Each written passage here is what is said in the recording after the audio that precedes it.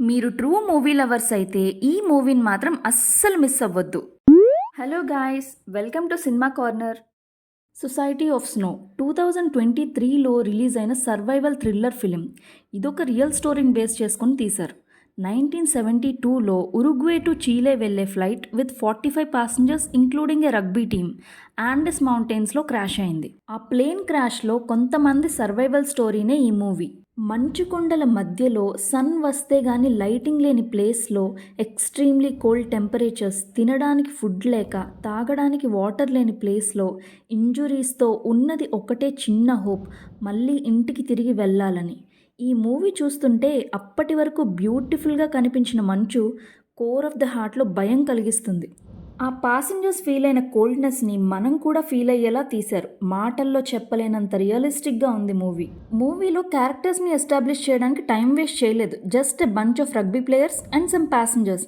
Film narrative మోడ్లో వెళ్తుంది by Numa Turcatti, ఒక young boy of 25 years. Pedro Luque's cinematography jaw డ్రాపింగ్గా ఉంటుంది. ఈ మూవీలో బ్యూటీ ఏంటంటే beautiful white snow mountains with gentle touch of sunlight. ఆ గోల్డెన్ సన్లైట్కి స్నో ఫ్లేక్స్ డైమండ్స్లా షైన్ అవుతుంటే అక్కడ సర్వైవర్స్కి ఇదంతా చావుతో పోరాటం. అంత బ్యూటిఫుల్ సీనరీ ఒక నైట్ మేర్గా మారుతుంది. హ్యూమన్ బీయింగ్సే కాదు, ఏ లివింగ్ బీయింగ్ కూడా సర్వైవ్ అవ్వలేని ప్లేస్లో 72 days సర్వైవ్ అయ్యారంటే ఇది ట్రాజడీ అనాలా లేకపోతే మిరాకిల్ అనాలా? Making of the film. మూవీలో సీన్స్ అన్ని డిజిటల్గా చేంజ్ చేశారు. Film team movie shooting start అయ్యే ముందే ఆండెస్ మౌంటైన్స్లో ఫ్యూ డేస్ సీనరీ అంతా హెలికాప్టర్ అండ్ డ్రోన్స్ హెల్ప్తో షూట్ చేసి నెక్స్ట్ సీన్స్లో దాన్ని డిజిటల్గా చేంజ్ చేశారు. స్టోరీని అంత రియలిస్టిక్గా ప్రజెంట్ చేయడానికి నార్మల్ హార్డ్ వర్క్ చేయలేదండి. మూవీ కోసం 3 ఫ్యూజ్లాజెస్ అంటే ఏరోప్లేన్ మెయిన్ బాడీని యూజ్ చేశారు. ఆండెస్ మౌంటైన్స్లో ఒకటి విత్ యాక్టర్స్ ఆ రీజియన్లో ఉన్న కోల్డ్నెస్, ఆ స్నోని ఫీల్ అవ్వడానికి కొన్ని పార్ట్స్ అక్కడ షూట్ చేశారు. But no one can live there. So ఇంకో ఫ్యూజ్లాజ్ ఒక స్టూడియో పార్కింగ్ లాట్లో with LED screens and green స్క్రీన్స్తో షూట్ చేసి తను డిజిటల్గా ఆండెస్ బ్యాక్గ్రౌండ్తో చేంజ్ చేశారు.